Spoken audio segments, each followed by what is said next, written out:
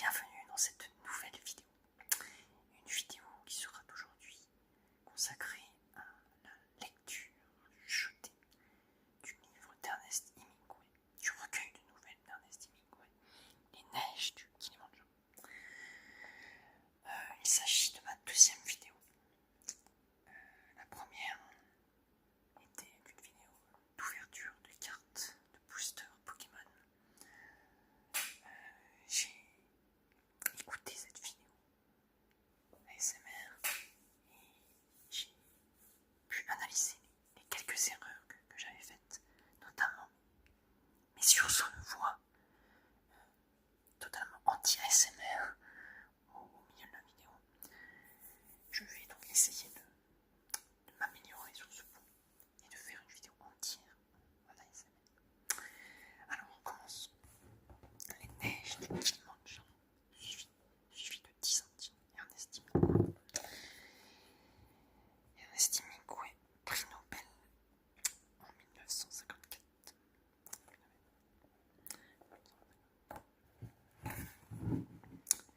Cet ouvrage a été achevé d'imprimer sur les presses de l'imprimerie Floch à Mayenne le 26 avril 1979. Donc c'est un livre assez ancien. Que j'avais acheté d'occasion dans un lot de plein de livres.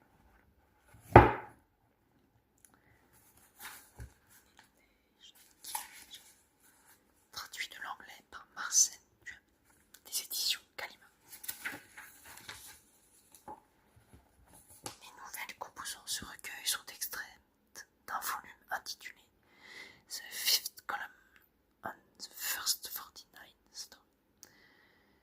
La cinquième colonne et la première 49e histoire. Il me semble que c'est ça, je suis pas sûr. C'est vrai que j'ai aussi remarqué dans ma première vidéo que j'avais quelques tocs de langage. Je vais aussi essayer. Enfin, si aujourd'hui c'est une vidéo lecture, normalement ça devrait aller. Voilà. Les Neiges du Kilimandjaro. Les Neiges du Kilimandjaro, je règle le cadrage. Le Kilimandjaro est une montagne couverte de neige, haute de 6021 mètres, et que l'on dit être la plus haute montagne d'Afrique. La cime ouest s'appelle le Masai Engai, la maison de Dieu. Tout près de la cime ouest, il y a une carcasse gelée et desséchée de léopards. Nul n'a d'expliquer ce que les léopards allaient chercher de cette altitude. Ce qui est merveilleux, c'est que ce n'est pas douloureux, dit-il. C'est à cela que l'on sait que ça commence. Vraiment, absolument. À part ça, je suis désolé à propos de l'odeur. Ça va te gêner. Cesse, je t'en prie, cesse. Regarde-les, dit-il. On se demande si c'est la vue ou l'odeur qui les attire comme cela. Le lit de camp sur lequel l'homme était allongé se trouvait dans la grande ombre d'une mimosée, à toit plat, et comme son regard passait de l'ombre à la clarté aveuglante de la plaine, trois des oiseaux se tenaient accroupis, obscènes à voir, une douzaine d'autres planaient dans le ciel, claquant des ombres rapides quand ils passaient. Ils sont là depuis le jour où le camionnet est tombé en panne, dit-il. C'est aujourd'hui la première fois que j'en vois un se poser à terre. Alors je suis désolé, des fois je lis un peu vite. J'ai peut-être aussi quelques dyslexies parfois. La lecture ne sera peut-être pas parfaite. Je suis désolé. C'est aujourd'hui la première fois que j'en vois un se poser à terre. Au début, j'avais soigneusement étudié leur vol, au cas où l'envie aurait pu me prendre de les utiliser dans une nouvelle. C'est drôle maintenant. Je voudrais bien que tu cesses. Ce que j'en dis, c'est pour parler, dit-il. Cela me soulage de parler. Mais je ne voudrais pas t'ennuyer. Tu sais très bien que cela ne m'ennuie pas, dit-elle. C'est seulement que cela m'a rendu terriblement irritable de ne pouvoir rien faire. Je crois que nous devrions nous arranger pour aplanir les choses jusqu'à ce que l'avion arrive. Ou jusqu'à ce que l'avion n'arrive pas. Dis-moi ce que je peux faire, je t'en prie. Il y a bien quelque chose que je dois pouvoir faire. Tu peux enlever la jambe et peut-être que ça s'arrêtera. Bien que j'en doute. Ou tu peux m'abattre. Tu tires bien maintenant.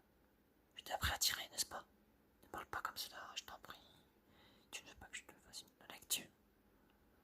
La lecture de quoi? N'importe quoi que nous n'ayons pas encore lu dans le sac de livres. Je ne pourrais pas écouter, dit-il. Parler, c'est ce qu'il y a de plus facile. Nous nous disputons et cela fait passer le temps. Je ne me dispute pas. Jamais je n'ai envie de me disputer. Ne nous disputons plus. Quel que soit notre état de nerfs, peut-être vont-ils revenir avec une autre camionnette aujourd'hui. Peut-être l'avion va-t-il s'amener. Je n'ai pas envie de bouger, dit l'homme. Cela ne rime à rien de déménager maintenant, sauf pour que cela soit moins pénible. C'est lâche. Tu ne peux pas laisser un homme mourir aussi tranquillement qu'il le peut, sans l'engueuler. À quoi bon engueuler? Tu ne vas pas mourir. Ne dis pas de bêtises, je suis en train de mourir, demanda ces salauds-là. Il leva les yeux vers l'endroit où les oiseaux énormes et répugnants étaient assis, leur tête chauve enfouie dans l'engouement des plumes.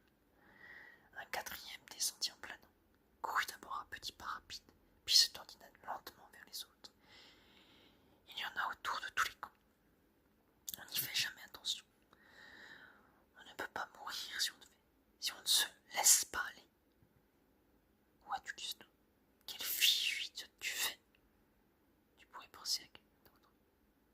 Oh, bon Dieu, dit-il. Ça a été mon métier. Ensuite, il s'allongea et se tut un moment. Regardant la lisière de la brousse par-delà le miroitement de la chaleur sur la plaine, il y avait quelques tamis qui se détachaient minuscules et blancs sur le jaune, et très loin il aperçut un troupeau de zèbres blancs contre le vert de la brousse. C'était un campement agréable que celui-là, planté sous grands arbres, contre une colline avec de l'eau potable et, tout près, un trou presque tari où les gangas de sable volaient le matin. « Tu n'aimerais pas que je te fasse la lecture ?» demanda-t-elle. Elle était assise sur un fauteuil de toile, à côté de son lit de camp. Voilà le vent qui se lève. Non, merci. La camionnette va peut-être venir.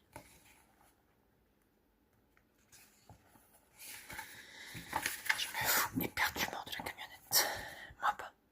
Il y a tellement de choses que tu ne te fous pas et dont je me fous. Pas tellement. On peut boire un coup. C'est censé être mauvais pour toi. Il est dit dans le plat qui d'éviter tous les alcools. Tu ne devrais pas boire. Mollo, cria-t-il. Oui, moi non. Tu as tort, dit-elle. C'est cela que je veux dire quand je parle de se laisser aller. On te dit que cela te fait du mal. Je sais que cela te fait du mal. Non, dit-il, cela me fait du bien. Alors c'était fini. Maintenant, pensait-il, il n'aurait plus jamais l'occasion de terminer sa main. C'était donc ainsi que cela se finissait, par des chicanes à propos d'un verre. Depuis que la gangrène s'était mise dans sa jambe droite, il ne souffrait plus. Et avec la souffrance, l'horreur était partie, et tout ce qu'il ressentait à présent, c'était une grande fatigue et de la colère à l'idée que c'était la fin. À l'égard de ceux-ci qui maintenant allaient venir, il n'éprouvait que peu de curiosité. Pendant des années, cela l'avait obsédé, mais maintenant, la chose en soi n'avait plus de signification. C'était bizarre comme cela était d'être suffisamment fatigué. Maintenant, jamais il n'écrirait les choses qu'il avait gardées pour les écrire, ce qui lui assez appris pour les écrire bien. En tout cas, cela lui éviterait d'échouer dans sa tentative. Peut-être n'arrivait-on jamais à les écrire. Et peut-être était-ce pour cela qu'on les remettait à plus tard et qu'on ne pouvait pas se résoudre à commencer. Eh bien, il ne le saurait jamais maintenant. Comme je voudrais qu'on ne soit pas venu ici, dit la femme. Elle le regardait tenir son verre et se mordait la lèvre. Jamais tu n'aurais attrapé une chose pareille à Paris. On aurait pu rester à Paris, ou aller n'importe où. Je serais allé n'importe où. J'avais dit que j'irais partout où il te plairait d'aller. Si tu voulais chasser, on aurait pu aller en Hongrie et y être très bien. Ton sale argent, dit-il. Ce n'est pas juste, dit-elle. Il a toujours été à toi, autre qu'à moi. J'ai tout quitté, je serais allé partout où tu avais envie d'aller. Et j'ai fait ce que tu avais envie de faire. Mais je souhaiterais qu'on ne soit jamais venu ici.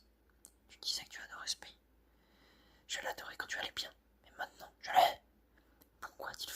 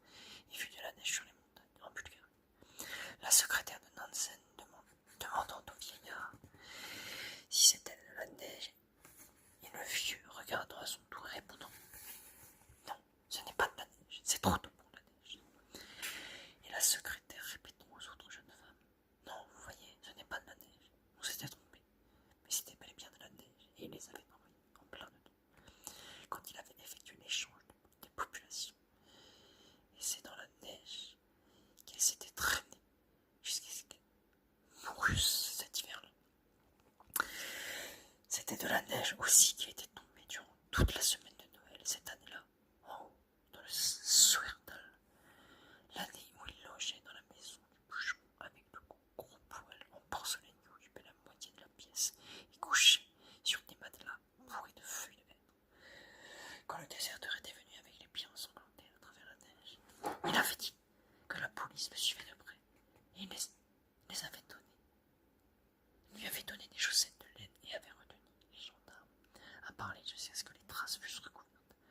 À Schrontz, le jour de Noël, la neige brillait avec tant d'éclat qu'elle faisait mal aux yeux quand, de l'intérieur du Weinstube, on regardait tous les gens sortir de l'église et rentrer chez eux. C'est là qu'ils avaient grimpé le chemin d'un jeune pisseux.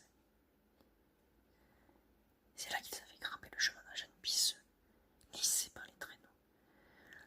Le long de la rivière, entre les monts escarpés couverts de boue, les skis-lourds à l'épaule. Et c'est là qu'ils avaient fait cette longue descente de glacier au-dessus de la Madlener House. La neige légère comme de la poudre et aussi unie et douce à l'œil qu'une couche givrée de sucre en poudre sur un gâteau. Et il a revu en pensée la coulée rapide et silencieuse quand on plongeait dans la pente comme un oiseau.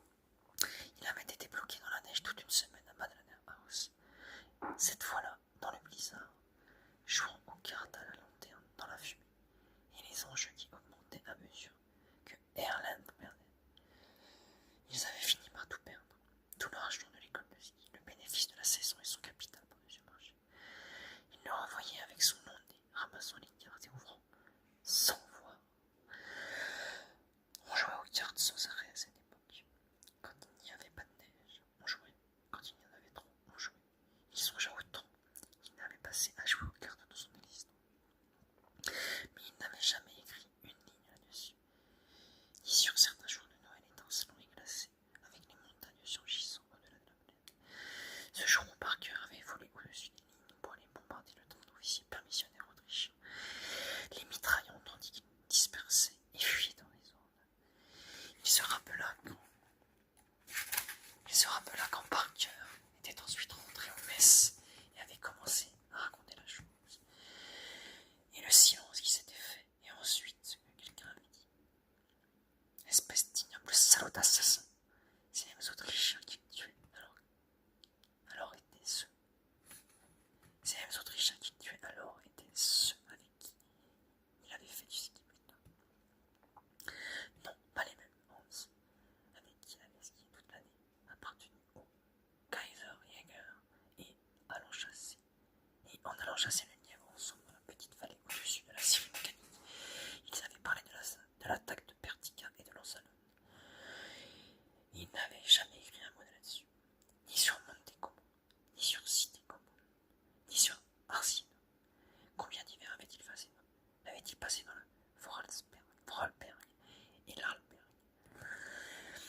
Cela en faisait 4 et il se rappela l'homme qui avait le renard à vendre lorsqu'il était entré à pied dans la Blundetz. Cette fois-là, pour acheter des cadeaux, le petit coup de pépin de cerise du pont Kirsch, leur fuite rapide et ouatée dans la poudre sur sa croûte de glace, les chants de Hi-ho, cria Rolly, tandis qu'on descendait la dernière pente avant la combrette que l'on prenait Jousse, puis la traversée du verger en 3 virages, le passage du fossé et l'arrivée sur la route glacée derrière l'auberge, le temps de faire sauter les fixations, de se déchausser d'un bon coup de pied, de poser les skis contre le mur de bois de l'auberge à la lumière de la lampe venant de la fenêtre, ou à l'intérieur, dans la tiédeur enfumée et l'odeur de vin nouveau, on jouait de l'accordéon. Où habitions-nous à Paris? Demanda-t-il à la femme qui était assise près de lui dans un fauteuil de toile à cet instant-là en Afrique. Au Crayon, tu le sais bien. Pourquoi le saurais-je bien? C'est là que nous descendions toujours. Non, pas toujours. Là et au pavillon Henri IV, à Saint-Germain. Tu disais que tu aimais dans cet endroit. Aimais? L'amour est un tas de crottins, dit Harry. Je suis le coq qui monte dessus pour chanter. S'il est dit que tu dois partir, fit-elle, crois-tu qu'il soit absolument nécessaire de détruire tout ce que tu laisses derrière? Enfin, je veux dire, faut-il que tu emportes tout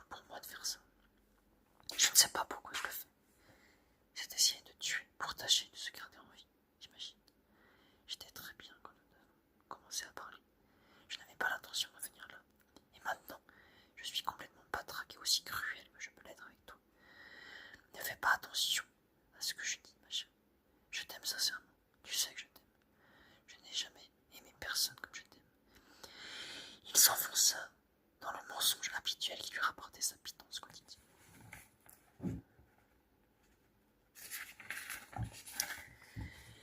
Comme tu es gentil avec moi, Kars, fit-il, riche Kars, c'est de la poésie. Je suis plein de poésie maintenant, de pourriture et de poésie pourrie.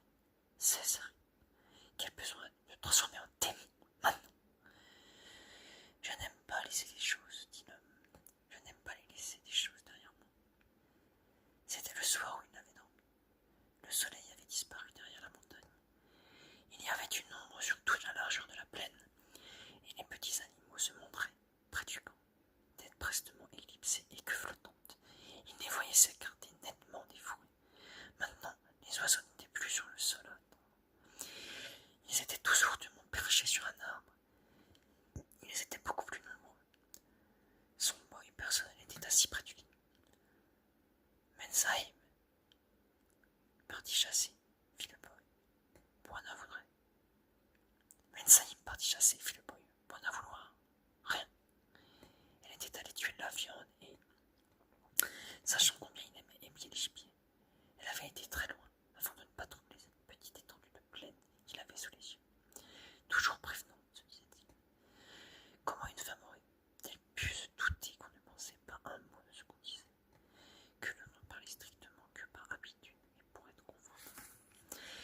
Dès qu'il avait cessé d'être sincère, ses mensonges avaient mieux réussi auprès des femmes que lorsqu'il leur avait dit la vérité. Ce n'était pas tant qu'il mentit que le fait qu'il n'y avait pas de vérité à dire. Il avait eu sa vie, et elle s'était terminée. Après quoi, il avait continué, il avait revécu avec des gens différents et plus d'argent, avec ce qu'il y avait de mieux dans les mêmes endroits, et dans quelques-uns il y était de mauvais.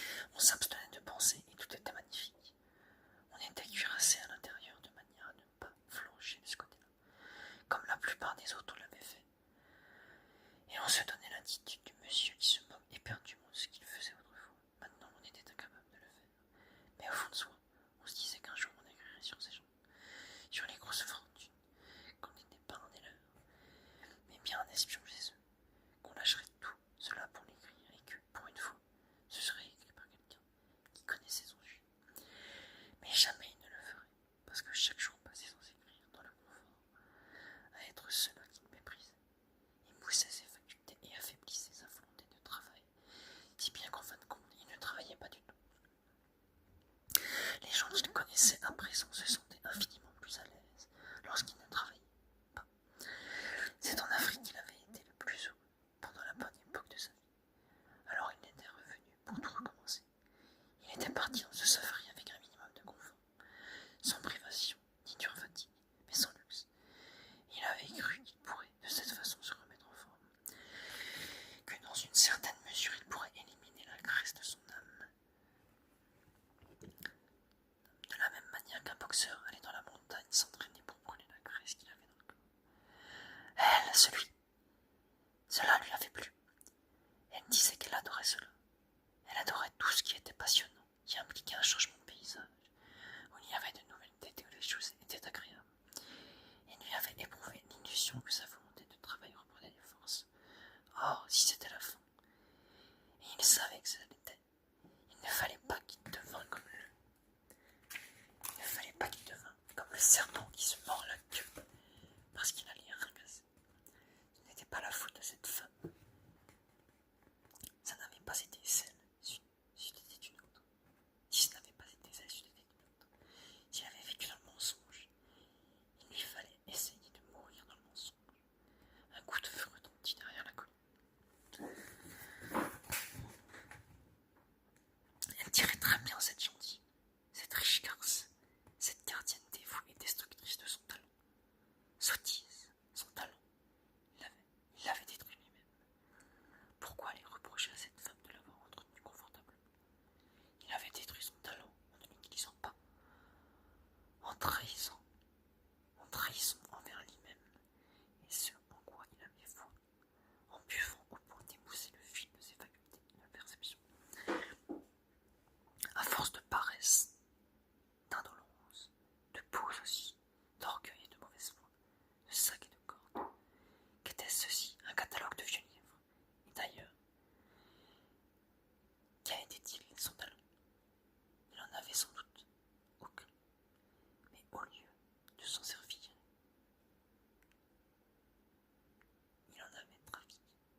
Ce n'était jamais une question de ce qu'il avait fait, mais de ce qu'il était capable de faire.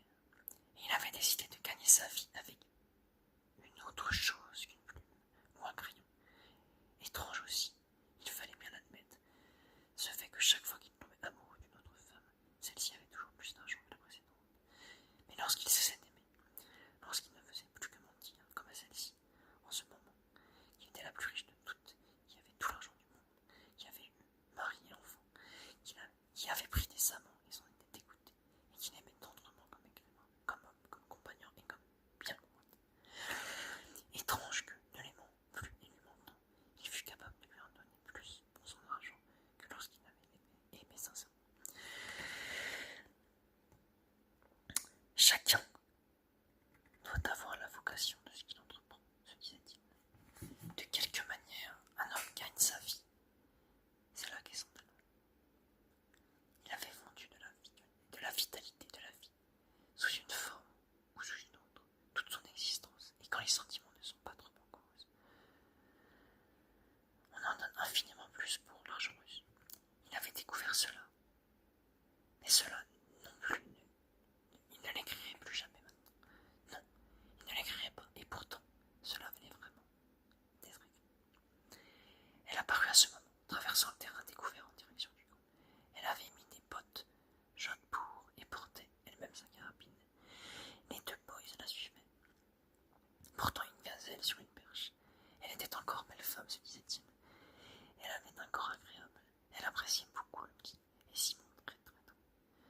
Pas jolie, mais il aimait son visage.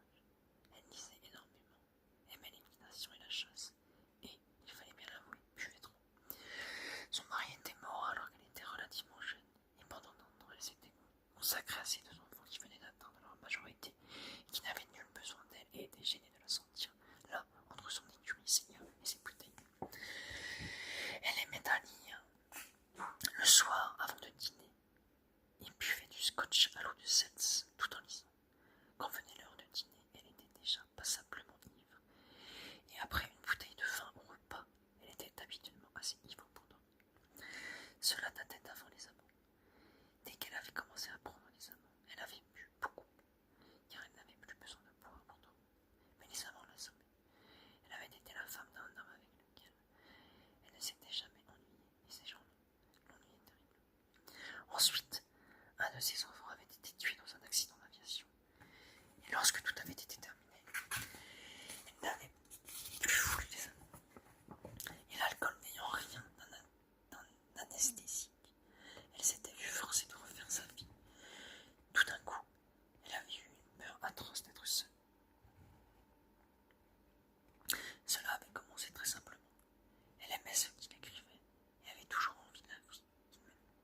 Toujours envie de la vie qu'il menait. Elle pensait qu'il faisait exactement ce qu'il avait envie de faire. Les circonstances et les démarches grâce auxquelles elle se l'était acquis et la manière dont elle avait fini par tomber amoureuse de lui étaient autant de degrés d'une progression régulière au cours de laquelle cette femme s'était construite une nouvelle vie, tandis qu'il monnayait ce qui restait de son ancienne existence.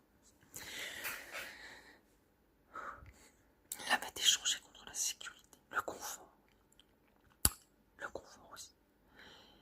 Elle lui aurait acheté tout ce qu'il désirait, et il le savait. Elle s'était rue. Elle était rudement gentille en plus. Il aimait autant coucher avec elle qu'avec n'importe qui. Plutôt avec elle, parce qu'elle était plus riche, parce qu'elle était très agréable, et savait apprécier les choses, et parce qu'elle ne faisait jamais de scène. Et maintenant, cette vie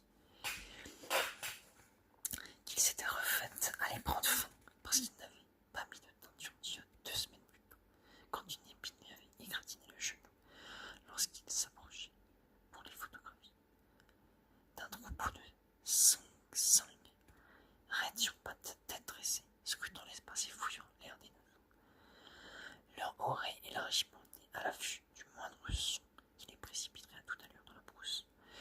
Il avait fini avant qu'il n'eût réussi à prendre la photo. Il la vit s'approcher.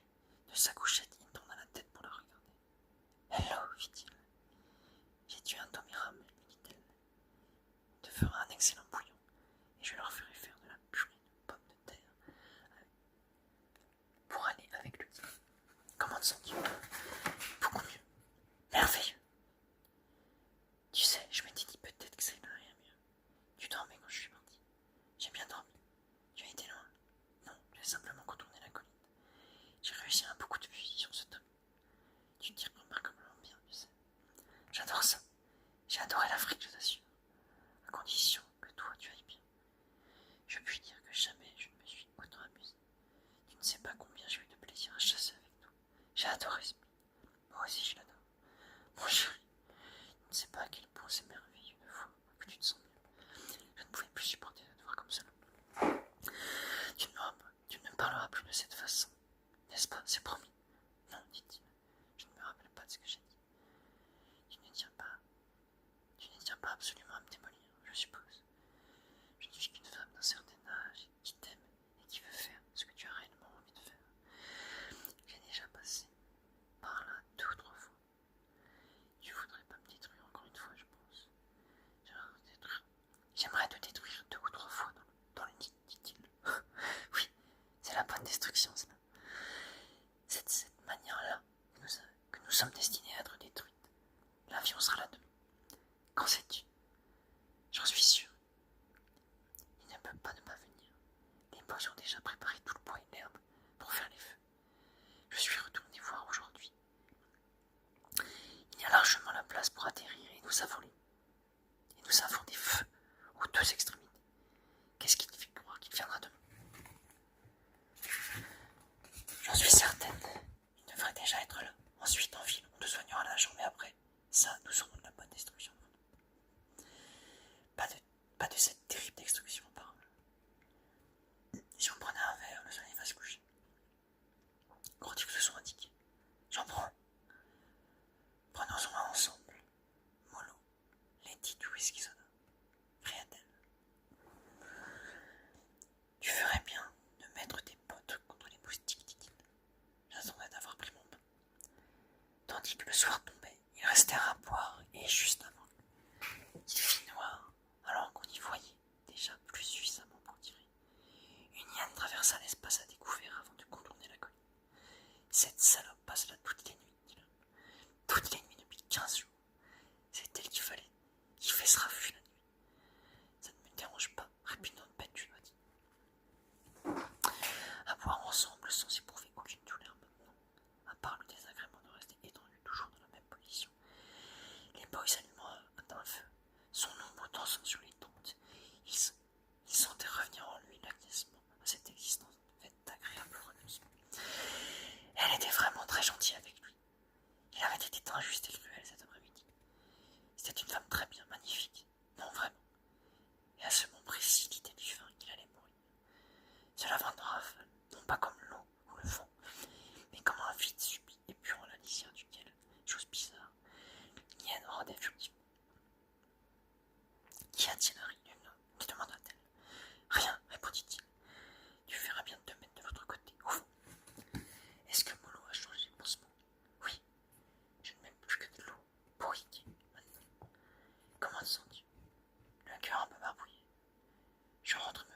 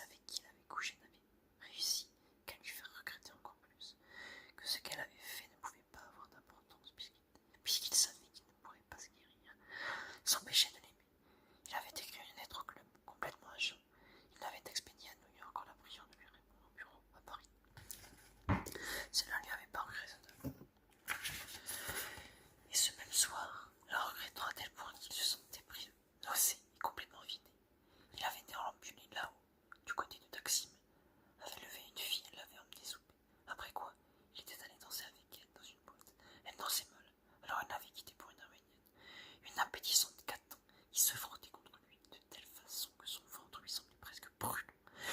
Il l'avait enlevé à un simple artilleur britannique après une bagarre. L'artilleur lui avait demandé de sortir et il s'était battu dans la rue, sur les cailloux de la chaussée dans l'obscurité. Il l'avait touché 2 fois durement au coin de la mâchoire et, voyant que l'autre ne tombait pas, il avait compris qu'il allait falloir se mettre ça pour de bon. L'artilleur l'avait frappé au corps, puis au coin de lui. Il avait de nouveau lancé son gauche et l'artilleur était tombé sur lui. L'avait agrippé par son veston, lui déchirant sa manche.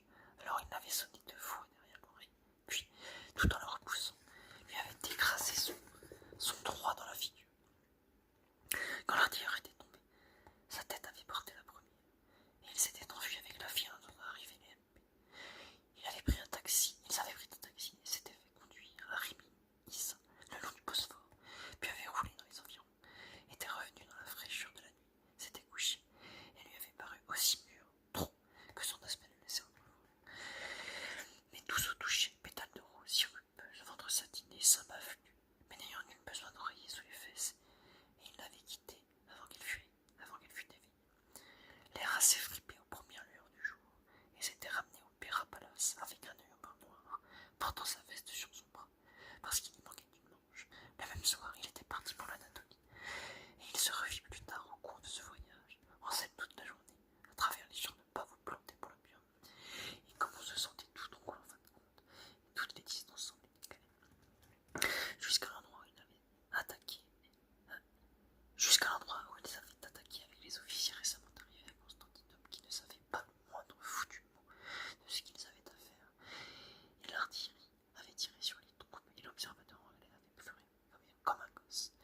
C'était ce jour-là qu'ils avaient pour la première fois vu des morts en du plomb et en chaussures à la poulaine avec des bonbons au bout.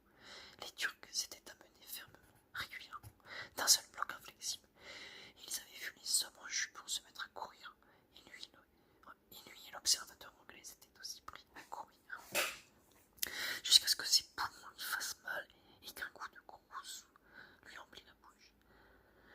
Et il s'était arrêté derrière les rochers, et voilà que les Turcs s'amenaient toujours, aussi lourdement et en masse, aussi compacts qu'avant. Plus tard, ils avaient vu des choses auxquelles il lui était impossible de penser plus tard encore. De bien pire, si bien qu'en rentrant à Paris, cette fois-là, il avait été incapable d'en parler ou de supporter qu'on y fit allusion.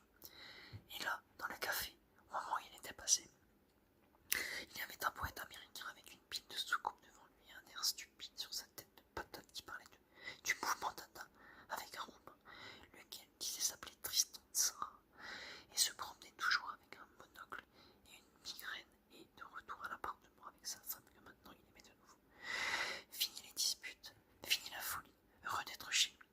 Le bureau lui avait envoyé son courrier à l'appartement, si bien que la lettre en réponse à celle qu'il avait écrite, s'était amenée sur un plateau un beau matin, et voyant l'écriture, son sang s'était fiché. Il avait essayé de cacher la lettre sous une autre, mais sa femme avait dit « De qui est cette lettre, chérie ?» Et ça avait été la fin du commencement de cela. Il se rappela des bons moments passés avec elle, toutes, et les disputes. Il choisissait toujours les endroits les plus agréables pour se chamailler. Et pourquoi c'était-il toujours chamaillé, alors qu'il se sentait le mieux? Il n'avait jamais rien écrit là-dessus parce que, au début, il ne voulait faire de peine à personne. Il lui semblait qu'il avait suffisamment de sujets en dehors de cela. Mais il avait toujours pensé qu'en fin de compte, il n'écrirait. Il y avait tant à écrire. Il avait vu le monde se transformer, pas seulement les événements, bien qu'il eût beaucoup vu et étudié les gens, mais il avait vu se produire le changement le plus subtil.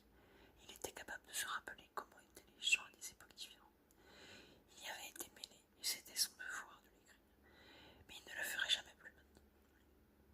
Comment te sens-tu ? Fit-elle.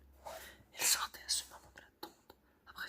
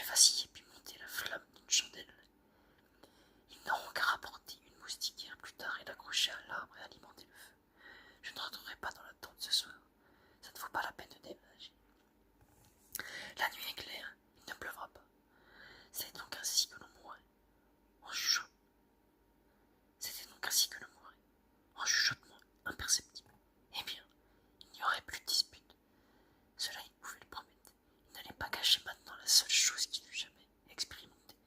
Il le ferait probablement. On cachait toujours tout, mais peut-être pas cette fois. Tu ne sais pas prononcer des noms, par hasard. Je n'ai jamais appris, avoua-t-elle. Ça ne fait rien. Bien entendu, il n'avait pas le temps, et pourtant il lui semblait que cela se télescopait de telle sorte que tout pourrait tenir dans un seul paragraphe, en s'y prenant bien. Il y avait une maison construite en montant où le mortier mettait des crevasses blanches sur la colline surplombant le lac. Fixée à un poteau près de la porte, une cloche servait à appeler les gens aux heures des repas. Derrière la maison, il y avait des champs, et derrière les champs, les poupes de bois. Une rangée de peupliers de Lombardie courait de la hutte jusqu'au bassin.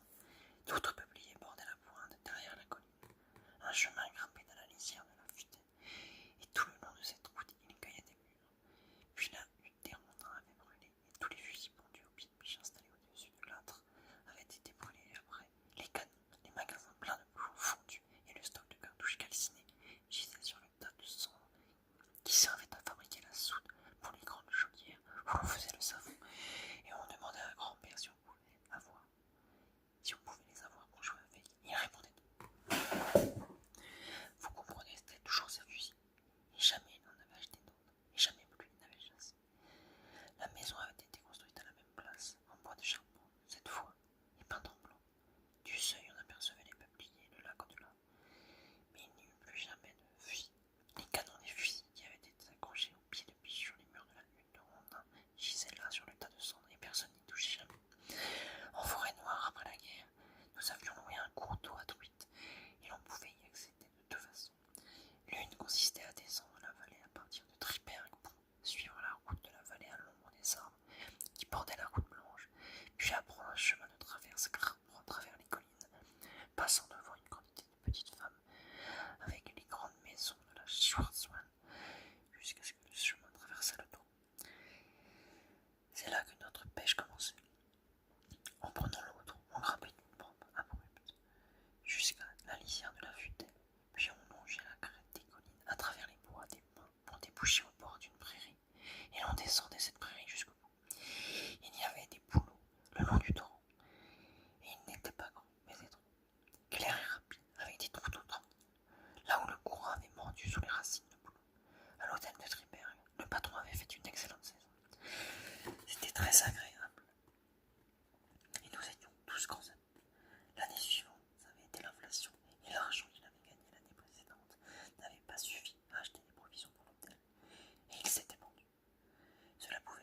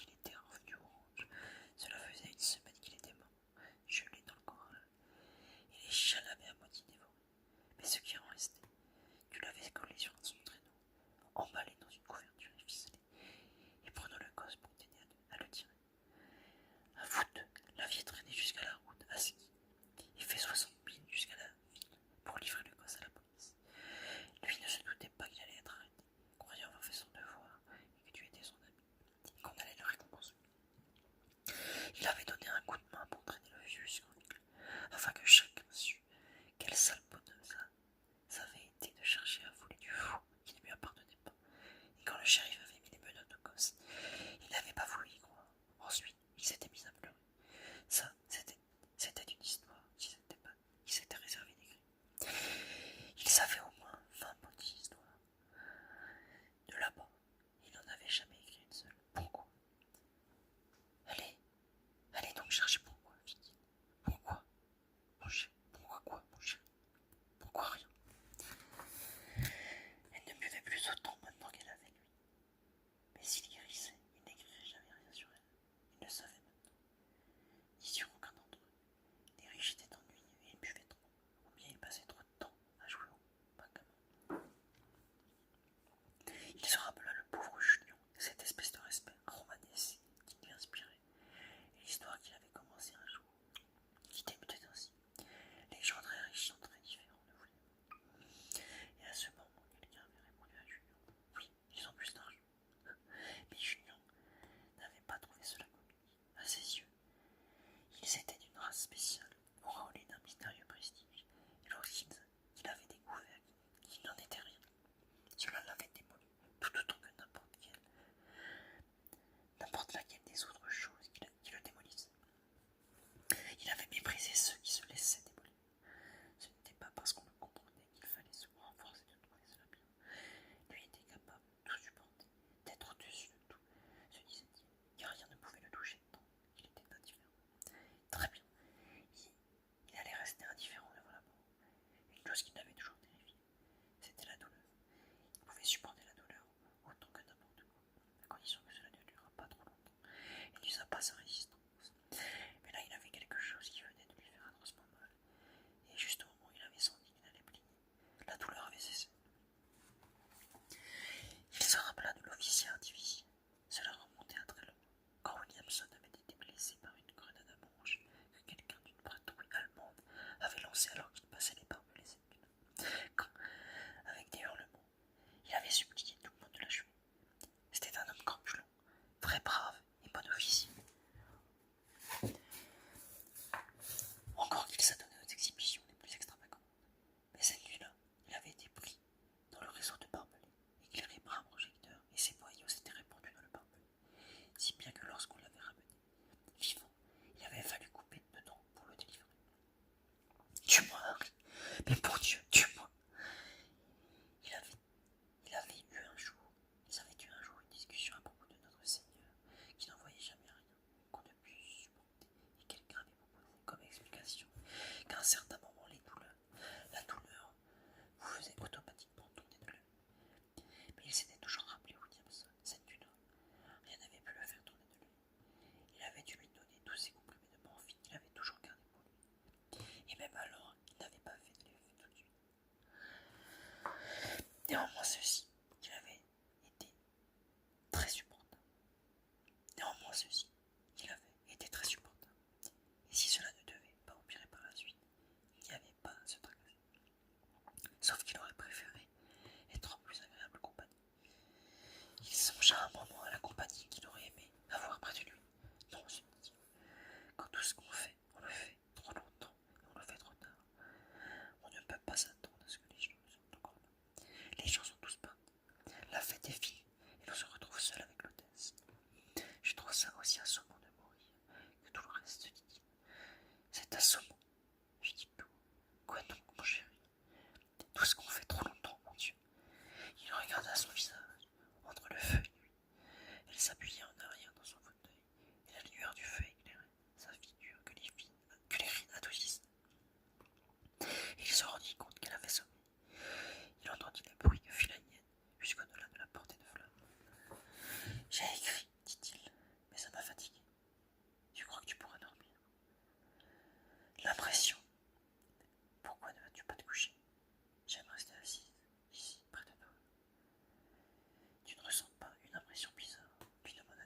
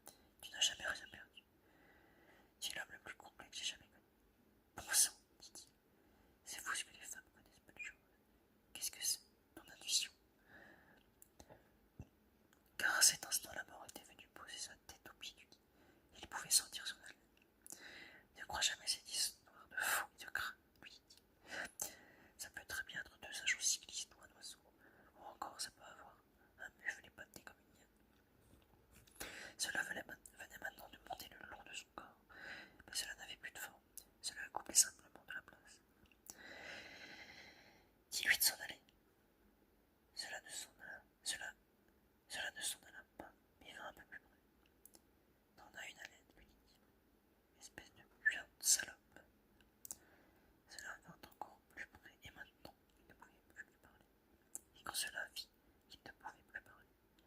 Cela s'approcha encore un peu, et maintenant il essayait de l'écarter sans parler.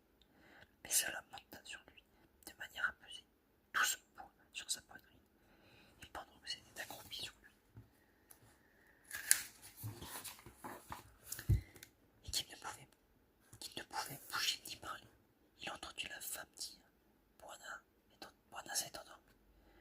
Prenez le lit de camp avec précaution et portez-le sous la tente. Il ne pouvait pas parler pour lui dire de la faire partir, et à présent cela se tassait pour lui, plus lourdement, si bien qu'il lui était impossible de respirer. Et alors, tandis qu'il soulevait le lit, brusquement, tout alla bien, et le poids s'en alla de sa poitrine. C'était le matin, et ça avait été le matin depuis pas mal de temps déjà, quand il entendit l'avion. Ce fut d'abord un point minuscule qui ensuite fit un grand cercle, et les boys coururent allumer les feux, employant du pétrole, puis ils empilèrent de l'herbe, de façon à en faire 2 énormes tas à chaque bout du terrain plat. Et la brise matinale chassa la fumée en direction des camps. L'avion fit encore 2 grands cercles, bas cette fois, puis descendit en vol plané, redressa et atterrit sans heurts, et il aperçut, venant d'un pied vers lui, ce vieux Campton en pantalon de plage, veste de tweed et feutre marron. Qu'est-ce qu'il y a, vieille noire dit Campton. J'en m'affectais, répondit-il. Voulez-vous prendre un petit déjeuner? Merci, un peu de thé seulement. C'est le pousse-pince, vous savez. Je ne pourrais pas prendre le Mensaïb. Je ne pourrais pas prendre la Mensaïb. Il n'y a qu'une place. Votre camion, Ned est en route. Hélène avait pris Campton à part et lui parlait. Campton réapparut, plus jovial que jamais. Faut s'installer tout de suite, dit-il. Je reviendrai chercher la même. Seulement, je crains d'être forcé de m'arrêter à Rocha pour faire de l'essence. Il est temps de partir. Et votre thé? Oh, vous savez, je n'y tiens pas tellement. Les boys avaient soulevé le lit de camp et le portaient, contournant les tentes vertes, descendant le long des rochers vers la plaine, devant les feux qui maintenant faisaient une flamme nourrie, toute l'herbe consumée et le vent avivant le feu jusqu'au petit avion. Ça ne fut pas facile de l'entrer. Mais une fois dedans, il se cala dans le fond du siège de cuir, la jambe braquée devant lui et reposant sur un côté du siège où Campton était assis. Campton mit le moteur en marche et monta. Il agita la main vers Hélène et les boys, et tandis que les pétarades sèches se muaient peu à peu et en rompissant Il agita sa main vers Hélène et les boys, et tandis que les pétarades sèches se muaient peu à peu en un vrombissement assourdissant qui lui était familier. L'avion vira, combien la fenêtre de fagochère, mugissant, chahutant sur la bande de terre entre les feux, et dans une dernière secousse, s'éleva, et il les vit tous en bas, agitant la main, le grand afflot de collines, qui allait s'aplatissant, la plaine se déployant au loin, les bouquets d'arbres et la brousse qui se plaquaient au sol, avec les pistes de gibier qui maintenaient insensiblement notre route au arrêt. Il y avait d'un nouveau point d'eau dont il n'avait jamais soupçonné l'existence. Les zèbres, petits dons, maintenant, et les gnous, taches à grosses têtes qui semblaient ramper alors qu'ils se déplaçaient à travers la plaine en longues antennes, se désagrégeant maintenant que l'ombre approchait. Ils devenaient minuscules et uniquement mouvements sanglants.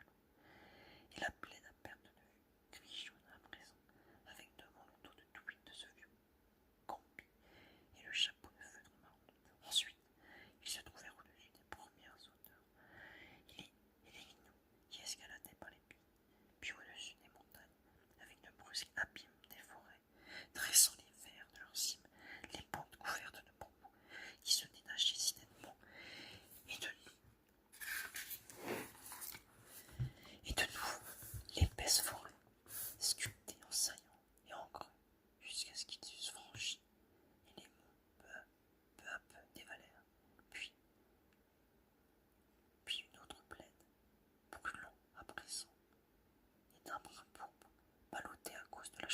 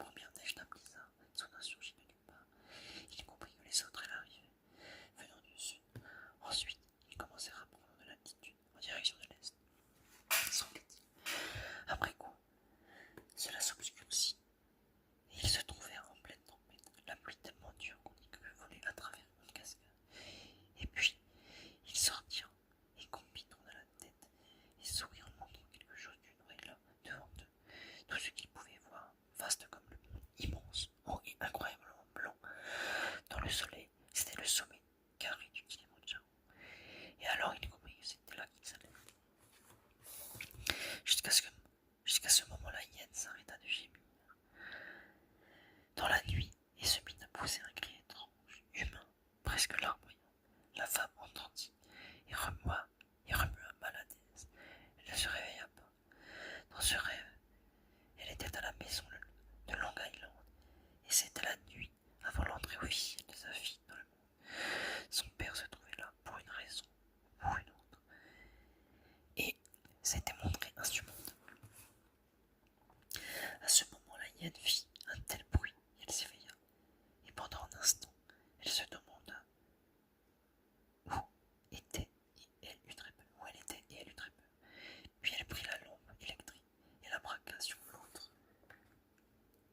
lit de camp qu'on avait rentré après que Harry s'était endormi. Elle voyait la masse de son corps sous la moustique, mais il avait en quelque sorte dégraissé sa jambe, laquelle pendait le long de sa côte. Les pansements